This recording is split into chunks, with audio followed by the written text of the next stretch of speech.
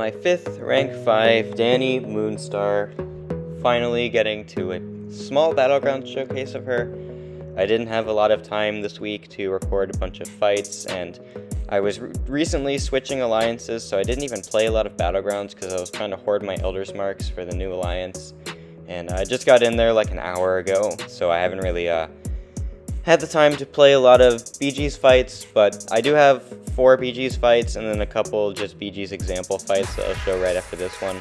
But we're starting with Baron Zemo here, and Zemo is one of my favorite defenders to take with a mutant champ just because, you know, his cleanse, skills love taking advantage of cleanse, and you get lovely class advantage, so, you know, that 1 SP2 knockout's pretty fun. 33-second Zemo takedown.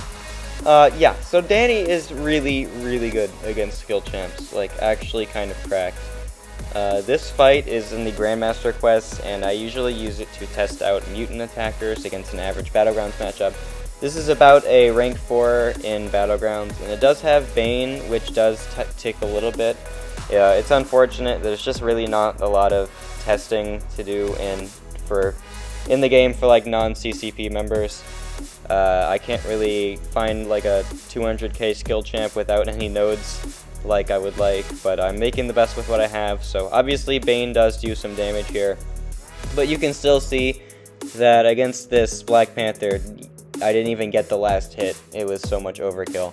So Dani against skill champs is so dumb. So obviously you might want to see her against a non-skill champ. So I'll show you that. This is Venom the Duck, which is an average rank 4. So obviously, you know, rank 5 versus rank 4 matchup. I mean, I'd like to have a rank 5 versus rank 5 matchup, but unfortunately, again, there's not a lot of testing stuff to do around here. So I made the best with what I had, and we're fighting this Venom the Duck here, which I think I'm going to go SP1 into SP2 instead, which works pretty well. And actually, no, I'm not. I'm going to go straight for the SP2. No, I actually throw straight for the SP1. My bad. And we only had 1 Nero arrow, so I only got 1 Nero shock at the end of that special attack. But the big deal about throwing for the SP1 is the energy vulnerability, which makes your overload from the SP2 hit a lot harder.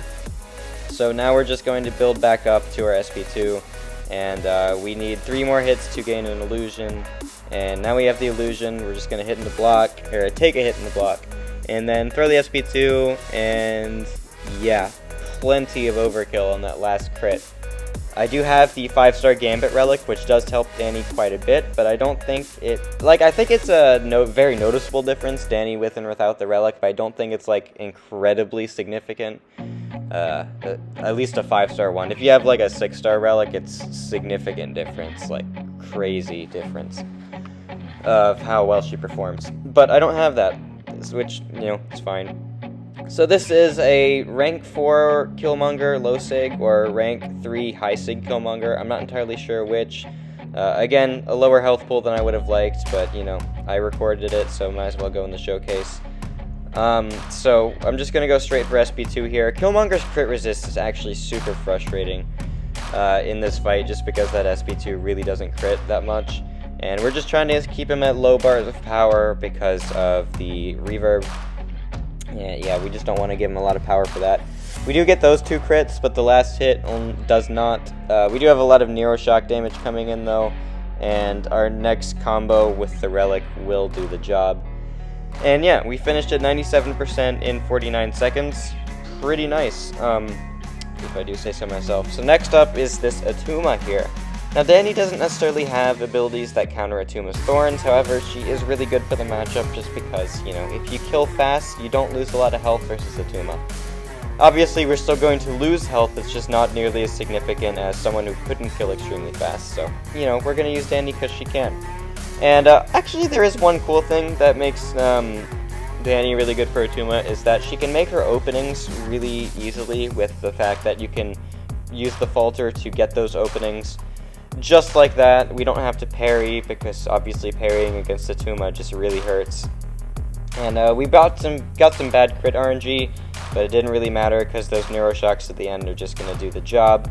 And we finish at 83% health, which is pretty good considering the fact we have no way to counter the thorns. It just means we killed really fast and was really nice. So last up is Toad. Toad, again, is like not necessarily a matchup that I'd use Dani for regularly, but I had it recorded and I feel like it went pretty decently, so might as well show it off. And obviously those poisons are annoying, his regen's annoying, but we're just going to try to outdamage it the best we can. And I'm going to go for an SP1 into SP2 rotation, which is going to do almost the job. You're going to see that I messed it up a little bit. With a cleaner fight, this is like a 70-second kill, which is respectable against Toad without a tech champ, if I say so, but, you know, that's just me. I could be wrong, but you don't really see Toad that much in Battlegrounds anyway. It's kind of hard to determine what is fast versus Toad and what isn't. So we have this energy vulnerability here, which is actually going to fall off before I get my SP2 lineup, which is unfortunate, but it is what it is. I spent too long baiting this guy's special attacks, and I let it fall off because I wanted to get the falter on and throw the SP2, but you know, it was a little too late. Unfortunate. So we're going to go for the SP2. We have our 5 neural arrows and 5 prowess. We get some pretty bad crit RNG too, making the fight last longer, but it is what it is. It's just how it works with Dani, and with most mutants, honestly, just crit RNG does make or break a fight. But it's fine because this SP1 is going to nearly kill him. We're just going to hit him with a combo at the end and it will do the job. And yeah, so that Toad went down in 92 seconds, which, you know, it's not great, but it was a cool fight. I figured I'd include it anyway. So yeah, that is a couple fights of my rank 5 Dani. If I get another one, I'll probably just make a single video off of it pretty soon. And I can't wait to play more of her. I'll be doing a Battlegrounds stream tomorrow, so you can check that out if you want to see some more Dani stuff. But anyway, thank you for watching.